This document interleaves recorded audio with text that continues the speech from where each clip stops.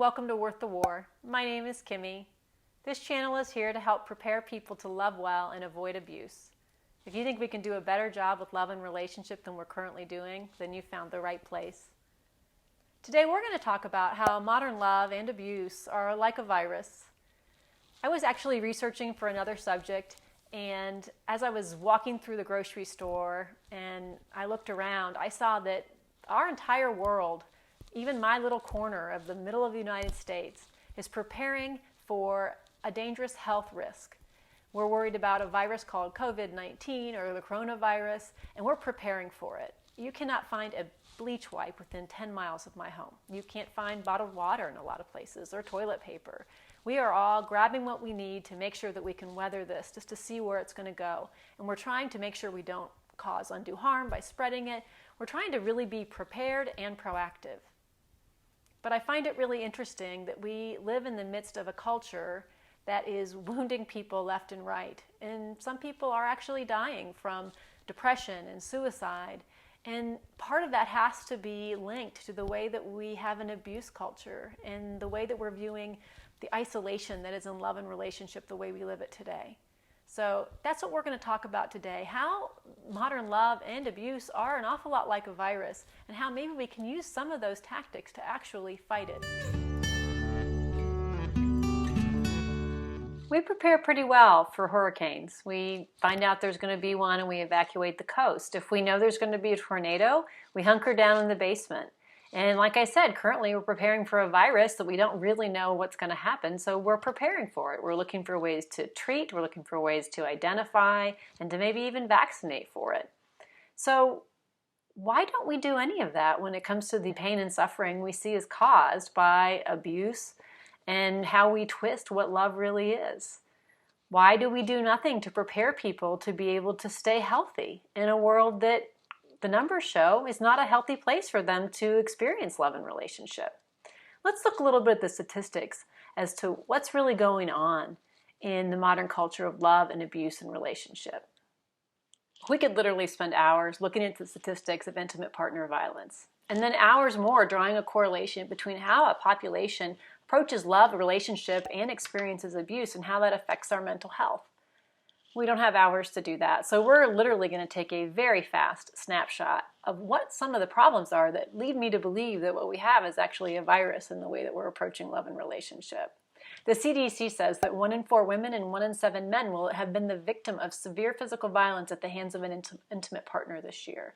That nearly 1 in 11 females and 1 in 15 males of high school age will report that they have experienced physical dating violence in the last year. And that 1 in 9 females and 1 in 36 males will actually report having been sexually abused in a dating relationship. If you go a little bit younger even, 13% of middle school students have reported that they have experienced stalking already. So we get a sense that there's something amiss and something very wrong in our approach to love and relationship. Let's turn our sights to mental health.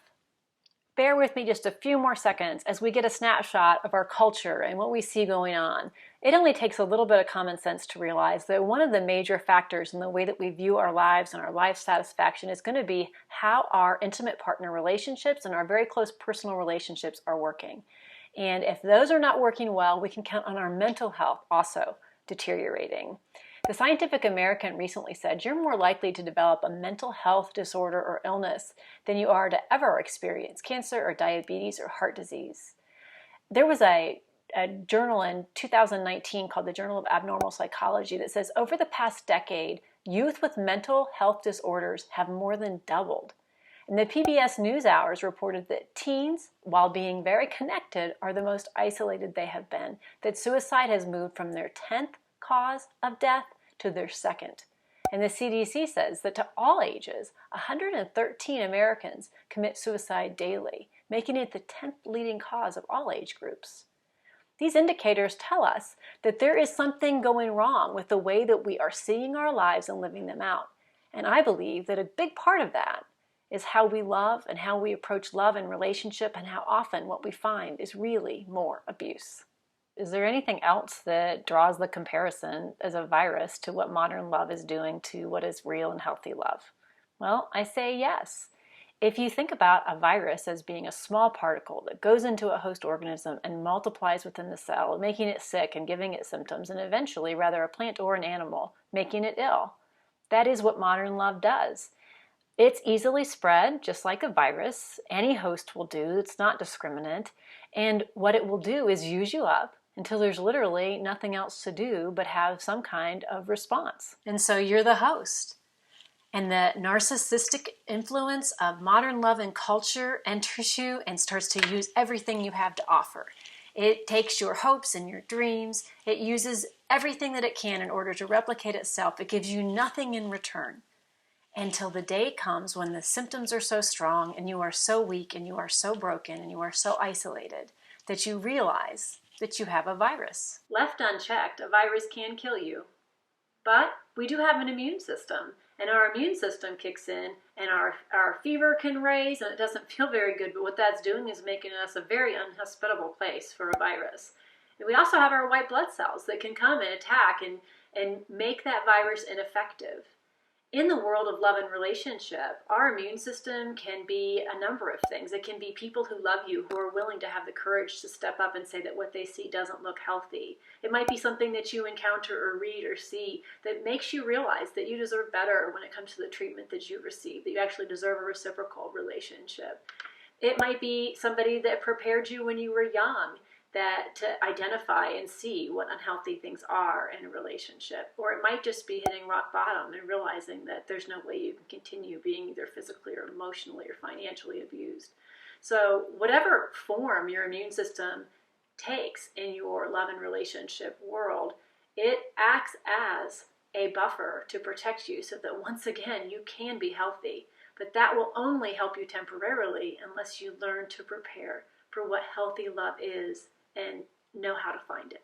What we badly need is a vaccine. We need something to help us not have to experience the effects of this virus that is the narcissistic influence of love.